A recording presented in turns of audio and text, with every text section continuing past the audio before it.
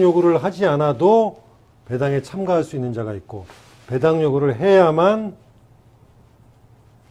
참가할 수 있는 자가 있습니다. 근데 먼저 배당 요구를 하지 않아도 참가할 수 있는 자, 원칙은 법원에서 아느냐가 문제입니다. 법원에서 안다, 알면은 배당 요구를 하지 않아도 배당을 해줍니다. 언제 시점으로? 경매 기입 등기 시점에 법원이 알 수 있다. 알 수 있는 건 뭡니까? 등기부에 나타났다. 그러면은 배당 요구하지 않아도 배당을 해줍니다.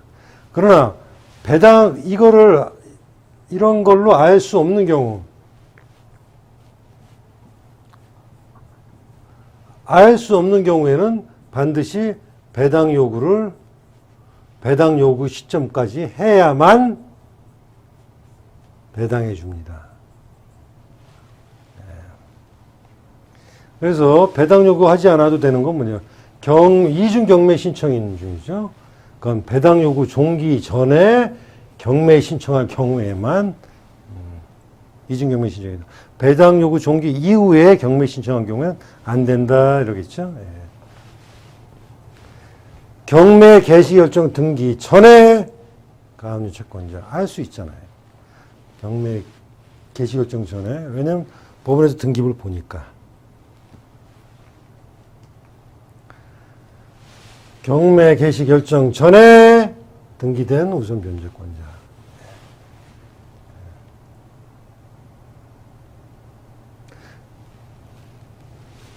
가등기 담보권의 경우에는 가등기로 되어 있으면 말이죠. 이게 소유권 이전 청구권 가등기인지 담보 가등기인지 이거는 형식상 똑같습니다.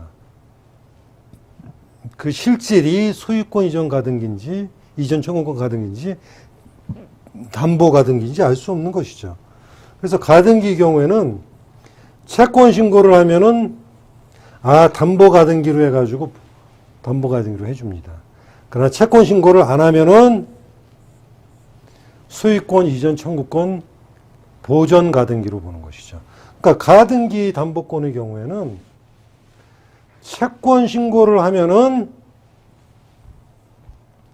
담보 가등기로 봐서 근저당권처럼 배당을 받고, 신고를 안 하면 소유권 이전 청구권 보전 가등기로 봐서 배당을 안 해준다. 그 뜻입니다. 중요한 건 전이 중요한 거죠. 전. 다만 최선순위 이 전세권의 경우에는 아까 말씀드린 인수한다고 그랬지 않습니까? 인수. 근데 만약에 배당 요구를 한다면은 소멸한다. 이건 앞 시간에 공부했던 것 같습니다. 그리고 경매 기입 등기 전에 임차권 등기명세 임차권 등기가 되어 있으면 안 해도 된다 이거죠. 전에는 법원이 알 수 있다고 제가 얘기했잖아요. 기준. 어떤 이런 문제를 풀 때는 기준이 뭔가를 보면은 이해가 좀 쉽습니다. 경매 개시 결정 등기 전에 체납처분 똑같습니다. 저 경매 개정 후에 만약에 된 게 있다면 그 배당 요구 종기까지는 교부 청구해야 된다. 이런 것도 있습니다. 예. 종전 등기부상의 권리자. 뭐 경매 기입 등기 전에 있다는 거 아니에요. 예? 그러니까 종전 경매 기입 등기 전이니까 알 수 있다. 이런 거죠.